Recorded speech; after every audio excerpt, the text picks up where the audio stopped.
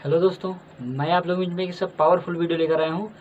इस वीडियो में बताने वाला हूँ कि जिन मनुष्य या लेडीज को खांसी आते थे, फेफड़े कमज़ोर हो जाते हैं, उन्हें कौन सी सिरप यूज करनी चाहिए ताकि उनके जो फेफड़े कमज़ोर हो जाते हैं उससे आपको क्या फ़ायदे और क्या बेनिफिट मिलने वाला है। अब इस वीडियो में मैं हर्बल कंपनी की ऐसी सिरप लेकर आया हूँ जो बहुत ही इन पेशेंटों के लिए बहुत ही पावरफुल होने वाली है, क्योंकि यह 100% आयुर्वेदिक है और इसमें कौन कौन सा चीज़ मिश्रण है मैं इस वीडियो में विस्तार से बताऊंगा।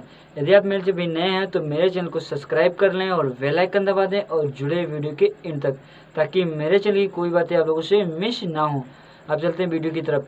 मैं इस वीडियो में बताने वाला हूँ कि जो हर्बल कंपनी की हम हनीटस लेकर आए हैं, यह बहुत ही पावरफुल सिरप है जो बच्चों से लेके यानी कि 10 साल से बच्चों से लेके 65-70 साल तक आदमी इसका सेवन कर सकते हैं। बट यदि इस सिरप का आप सेवन कर रहे हैं तो एक बार डॉक्टर की सलाह जरूर ले लें, ताकि इससे कोई भी साइड इफेक्ट ना हो और इसका अच्छा सा अच्छा रिस्पांस मिल सके।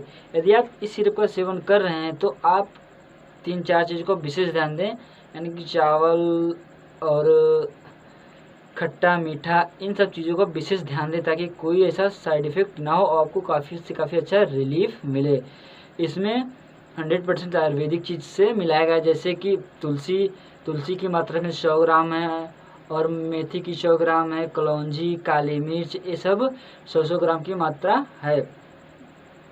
इसमें काली मिर्च की मात्रा 20 ग्राम पाई जाएगी और पुदीना भी 1% पाया जाता है और चिली यानी कि चिली भी इसका 0.5 ग्राम पाया जाता है।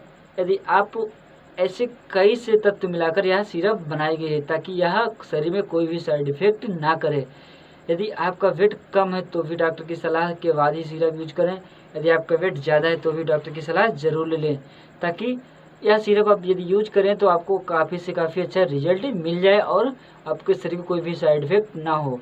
और यह सिरप की खास वजह यह है कि यदि आप सिरप को परमानेंट यूज कर रहे हैं तो इस सिरप के साथ आप गुनगुने पानी का भी सेवन करें, ताकि आपको कोई भी फेफड़े में परेशानी ना हो।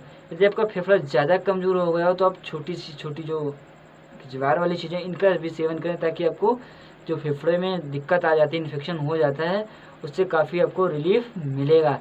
और यदि आप मेरे को सब्सक्राइब नहीं किया तो मेरे को सब्सक्राइब कर लें और बेल आइकन दबा दें, ताकि मेरे चैनल की कोई बातें आप लोगों से मिस ना हो।